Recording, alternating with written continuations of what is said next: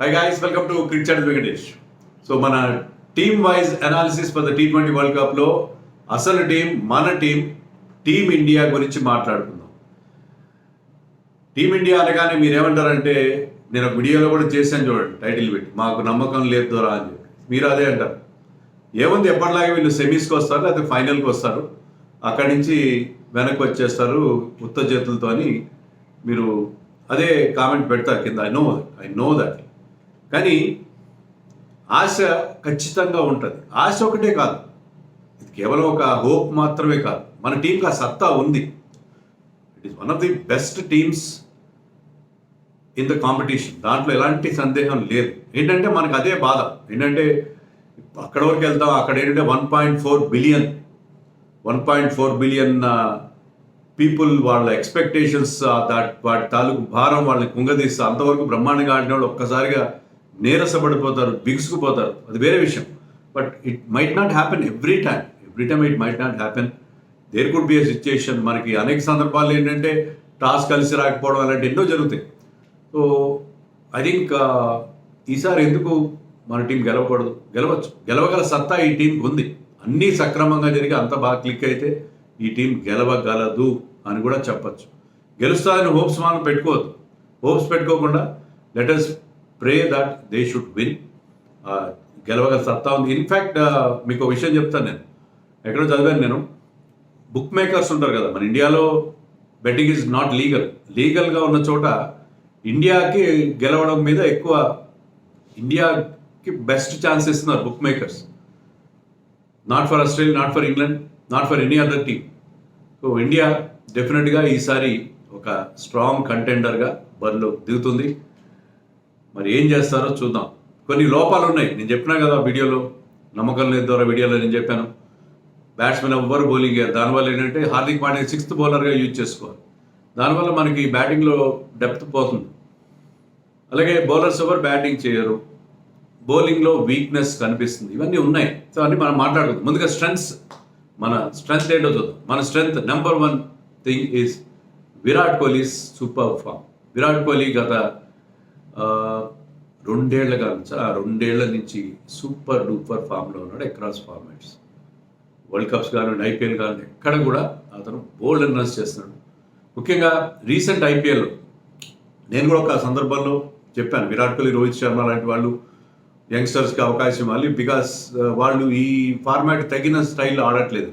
కానీ Virat Kohli has proved, అంటే ఈ వరల్డ్ కప్ ముందు ఈ ఐపీఎల్ ముందు ఒక న్యూస్ వచ్చింది ఏంటంటే విరాట్ కోహ్లీని పక్కన పెడతారని.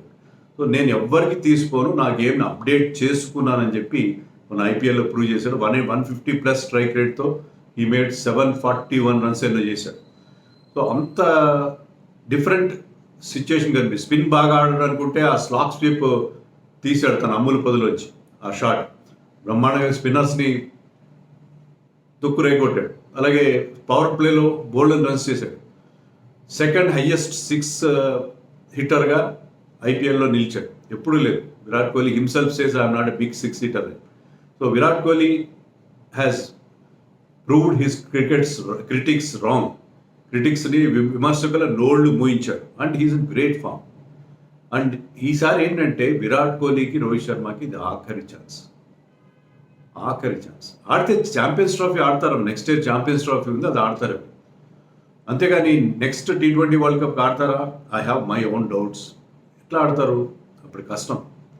విరాట్ కోహ్లీ ఫిట్గా ఉన్నాడు, ఆడొచ్చు, నో డౌట్ ఆడొచ్చు, చెప్పలేము మనం. మహమ్మద్ అలీ 38 ఏళ్ళ మహమ్మద్ అలీ ఆడట్లేదు బంగ్లాదేశ్ టీంలో. కానీ మన ఇండియాలో ఉన్న టాలెంట్తో అతను యంగ్స్టర్స్కి ఎంట్రీ బ్లాక్ చేసినట్టు అవుతుంది.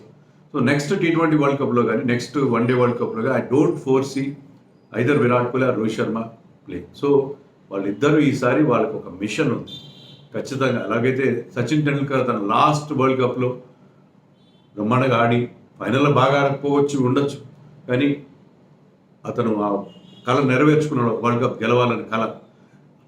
అలాగే రోహిత్ అండ్ విరాట్ కోహ్లీకి వాళ్ళు చెప్తున్నారు కూడా, వాళ్ళకి అది మిగిలిపోయింది హోప్. నో డౌట్ ఇద్దరు చెరొక వరల్డ్ కప్ గెలిచారు. 2007 T20 వరల్డ్ కప్ విన్నింగ్ టీంలో రోహిత్ ఒక సభ్యుడు, అయితే అప్పుడు జూనియర్ మెంబర్.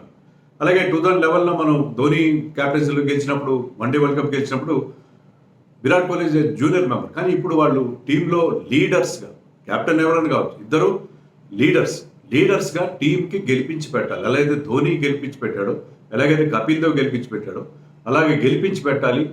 అది మా కెరియర్లో ఒక తలమానికమైన ఒక అచీవ్మెంట్గా ఉండిపోవాలి. ఎందుకంటే దే ఆర్ గ్రేట్ ప్లేయర్స్. వాళ్ళ గ్రేట్నెస్ గురించి చెప్పినప్పుడు మనం ఎప్పుడు అనుకుంటాం, అయ్యో వీళ్ళంత బాగా ఆడారు కానీ టీంకి వరల్డ్ కప్ గెలిపించలేదే అన్న ఒక ఫీలింగ్ లేకుండా ఉండాలి అంటే వాళ్ళ గ్రేట్నెస్కి అది ఆ క్రౌనింగ్ గ్లోరీ కోసం ఇద్దరు కూడా ట్రై చేస్తారు. సో అందుకని విరాట్ కోహ్లీ ఆ మిషన్ మీద ఉంటాడు. అతను ఎంత స్ట్రాంగ్ విల్డ్ క్యారెక్టర్ మనకు తెలుసు. సో విరాట్ కోహ్లీ డెఫినెట్గా ఈ వరల్డ్ కప్లో మనకి తురుపు మొక్క. Same applies to Rohit Sharma also. Rohit Sharma కూడా డిఫరెంట్గా ఆడుతున్నాడు. ఒకప్పుడు అతను కూడా మనం ట్రెడిషనల్ ఆర్థోడాక్స్ క్రికెట్ ఆడేది. They are not cut out for the present day T20 slam bang stuff. అయినా కూడా అతను కూడా చాలా అగ్రెసివ్గా ఆడడం, అగ్రెసివ్గా సిక్స్లు కొట్టడం. సిక్స్లు ఎప్పుడు కొడతాడు కానీ మరింత అగ్రెషన్ తన గేమ్లో చూసి పవర్ ప్లేలో బౌలర్స్కి ఛార్జ్ చేయడం. అతను ఒక డిఫరెంట్ గేమ్ ఆడుతున్నాడు. కొన్నిసార్లు అవుట్ అయినా కూడా is not caring for his wicket. అది ముఖ్యం. టీమ్ ఇంట్రెస్ట్ కోసం అతను పవర్ ప్లేని మ్యాక్సిమైజ్ చేయడానికి, పవర్ ప్లేని ఆప్టిమమ్ యూటిలైజేషన్ చేసుకోవడానికి గట్టి ప్రయత్నం చేస్తున్న కెప్టెన్. మొమెంటం ఇవ్వడానికి టీంకి ఆ మొమెంటం ఓపెనర్స్ ఇవ్వాలి. కెప్టెన్గా అది అతను రెస్పాన్సిబిలిటీ. సో వీళ్ళిద్దరికిద్దరు కూడా ఆ మిషన్ ఉంది, ఆ mission accomplishment. So they have a mission on their hands. ఆ ధ్యేయం వైపు, ఆ లక్ష్యం వైపు ఇద్దరు కూడా ట్రై చేస్తారు. రోహిరాట్ ఇది లాస్ట్ ఛాన్స్. ఆ లాస్ట్ ఛాన్స్లో వాళ్ళిద్దరూ కలిసి దానికోసం గట్టి ప్రయత్నం చేస్తారు. అది ఇండియాకు ఉన్న నెంబర్ వన్ స్ట్రెంగ్త్, ఖచ్చితమైన స్ట్రెంగ్త్. మనం లాస్ట్ వరల్డ్ కప్లో చూసాం విరాట్ కోహ్లీ పాకిస్తాన్ మీద ఎలాంటి ఇన్నింగ్స్ ఆడాడు.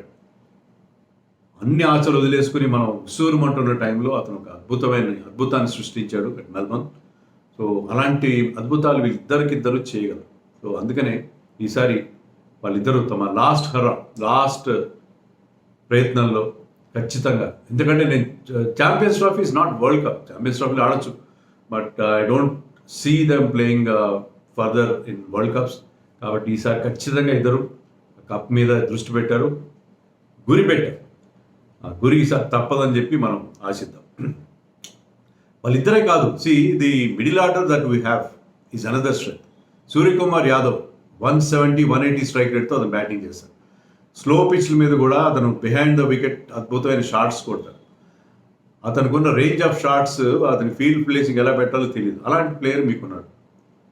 తర్వాత Rishabh Pant left hander super ఫామ్లో ఉన్నాడు. ఆల్రెడీ ప్రూవ్ చేసుకున్నాడు. నిన్న స్లో వికెట్ మీద న్యూయార్క్లో జరిగిన మ్యాచ్లో అగేన్స్ట్ బంగ్లాదేశ్ వీక్ అపోనెంట్ కావచ్చు, కానీ ఆ స్లో వికెట్ మీద మిగతా వాళ్ళు ఎవరు సరిగ్గా ఆడలేని టైంలో అతను తన రేంజ్ ఆఫ్ షాట్స్, తన variety shots using his hands to good effect, బ్రహ్మాండమైన షాట్స్ ఆడడం అనేది మనం చూసాం. తర్వాత Shivam Dube is biggest six hitter, spin hitter 6 hitter. So అతను స్పిన్నర్ని ఉతికి ఆరేస్తాడు.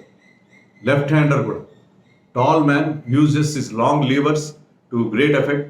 ఆ బిగ్ సిక్స్లు కూడా చిన్న గ్రౌండ్స్, ఇక్కడ వెస్టిండీస్లో కానీ న్యూయార్క్లో కానీ మామూలుగా జనరల్గా అక్కడ జరుగుతున్న గ్రౌండ్స్ అనేవి చిన్న గ్రౌండ్స్. సో అక్కడ 6 hitting అంత కష్టం కాబోదు. సో శివం దుబే బికమ్స్ ఇంపార్టెంట్ ప్లేయర్. ముఖ్యంగా స్పిన్నర్స్ మీద అటాక్ చేయడం. లెఫ్ట్ హ్యాండర్ కూడా అయ్యేసరికి అది బౌలింగ్ ఎక్కువగా లెఫ్ట్ ఆర్మ్ స్పిన్నర్స్ ఉన్న టీమ్స్లో మెయిన్గా లెఫ్ట్ ఆర్మ్ స్పిన్నర్స్ పని పడతారు. అండ్ హార్దిక్ పాండ్యాని ఎప్పుడు తక్కువగా అంచనా వేయకండి. లాస్ట్ T20 వరల్డ్ కప్ సెమీఫైనల్లో మనం ఇంగ్లాండ్తో ఓడిపోయినప్పుడు ఈ was top score, almost 200 strike రేట్తో ఈ స్కోర్ 50 or 60 కొట్టాడు. So Hardik Pandya can score well.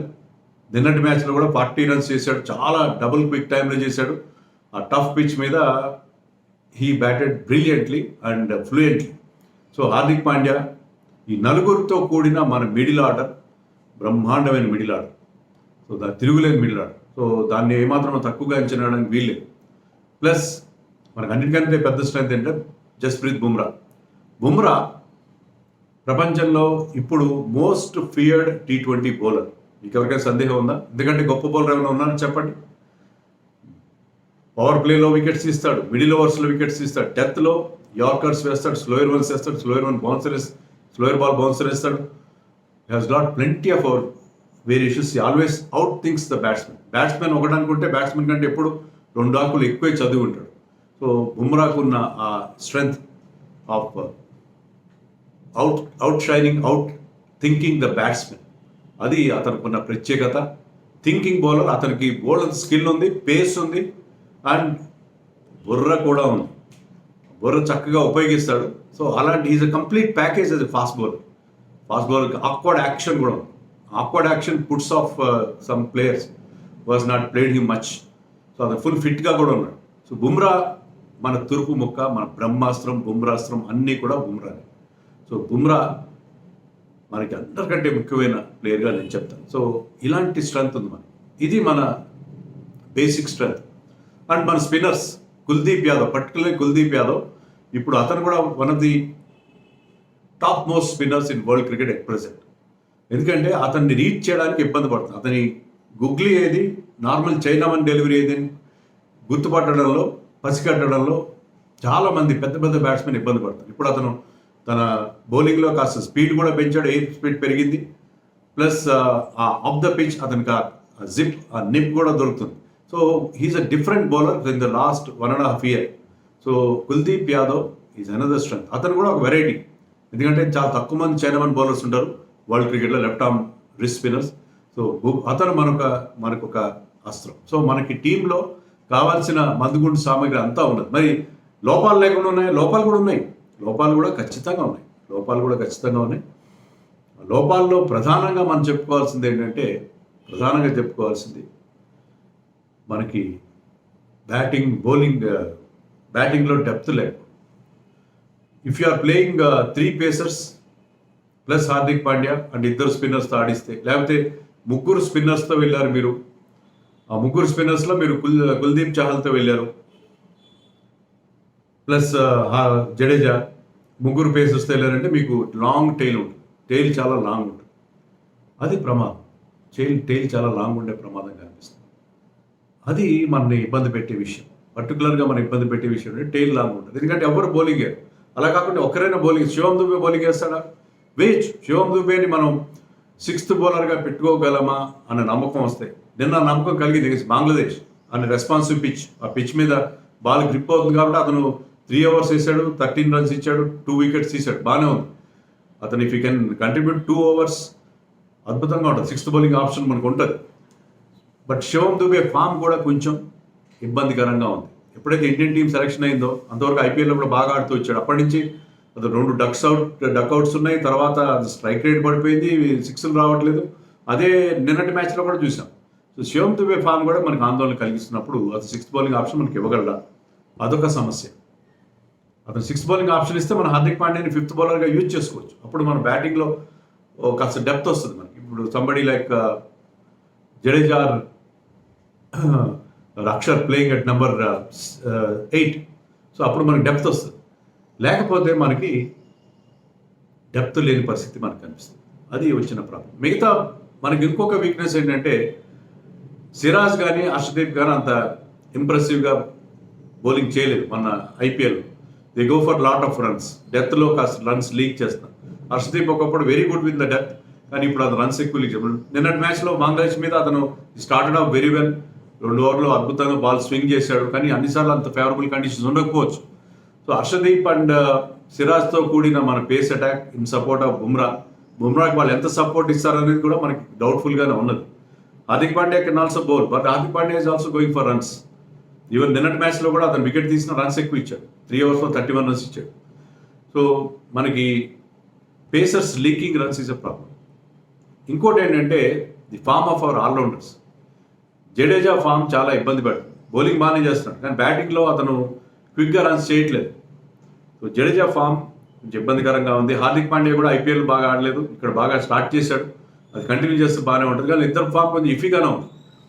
In fact Jadeja కంటే Axar Patel is a better choice అనిపిస్తుంది. కానీ జడేజాకు ఆ పెడిగ్రీ, ఆ క్యాలిబర్తో అతనే ఫస్ట్ చాయిస్ అవుతాడు. జడేజాను వదిలేసి అక్షర్ని తీసుకుంటే అక్షర్ మీద ప్రెషర్ ఉంటుంది. జడేజా ప్లేస్లో వచ్చాను ప్రెషర్తో అతని పెర్ఫార్మెన్స్ అది ఎఫెక్ట్ చేసే పరిస్థితి ఉంటుంది. సో ఇవి కొన్ని ఇబ్బందులు మనకి ఖచ్చితంగా కనిపిస్తున్నాయి. తర్వాత recent form of our main players Jaiswal కానీ, శివం దుబే కానీ, ఈవెన్ సూర్యకుమార్ యాదవ్ కానీ ఇవి మనకి కాన్ఫిడెన్స్ ఇవ్వట్లేదు.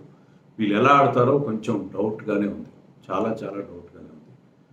వీళ్ళ ఫామ్ ఎంతవరకు తీసుకెళ్ళగలుగుతారో వాళ్ళు మన ముందుకి అనేది డౌట్గా ఉంది. బట్ ఇది డిఫరెంట్ టోర్నమెంట్. ఎలాగైతే మనం హార్దిక్ పాండ్యా ఫామ్లోకి రావడం చూసి సూర్యకుమార్ కూడా సెమిలెన్స్ ఆఫ్ ఫామ్లోకి వచ్చాడు. అన్నీ కుదిరితే ఈ టీం ఖచ్చితంగా గెలుస్తుంది. అయితే అన్నిటికంటే పెద్ద ప్రతిబంధకం ఇండియా గెలవడానికి ఏంటంటే మనం సెమీఫైనల్కి రావడం given. I can work safe to say that our team will reach the same. Super 8 దాటుకుంటారు, ఖచ్చితంగా దాటుకుంటారు అనే నమ్మకం ఉంది. దాటుకున్న తర్వాత సెమీస్లోనూ ఫైనల్లోనూ ఎలా ఆడతారు అదొక్కటే మనకున్న మేజర్ వరీ, బెంగ అంతా అదే కదా, ఎలా ఆడతారు. అక్కడ ఈ రోహిరాట్ వాళ్ళ లాస్ట్ వరల్డ్ కప్ ఇదే అనుకుని వాళ్ళు రెచ్చిపోయి ఆడి టీంని గెలిపించారు. అలా అయితేనే మనం బయటపడతాం అని అనుకుంటున్నాం. సో ఫైనల్ మనకున్న ఆ ఫోబియా నుంచి బయటపడేస్తారా ఈసారి, అదే చూడాలి మనం. మరి ఈ టీంలో మనకి ఎక్స్ ఫ్యాక్టర్ ప్లేయర్ ఎవరు? విరాట్ కోహ్లీనా? Yes, Virat Kohli could be our X factor player and Suryakumar could be our X factor player. But I'm going with Jasprit Bumrah. తిరుగులేని గన్ బౌలర్. అతను కనుక ఫిట్గా ఉంటే nightmares to batsmen. So Bumrah మన తురుపు మొక్కగా నేను చెప్తాను. బుమ్రా ఈ వరల్డ్ కప్లో మన విజయానికి కావాల్సిన బ్రహ్మాస్త్రం, బుమ్రాస్త్రం అతనే అని చెప్పి నేను అనుకుంటాను. సో టీంలో 11 ఎలా ఉండాలనేది చాలా ట్రిక్కీ క్వశ్చన్. దాని మీద నేను ఒక సపరేట్ వీడియో చేస్తాను.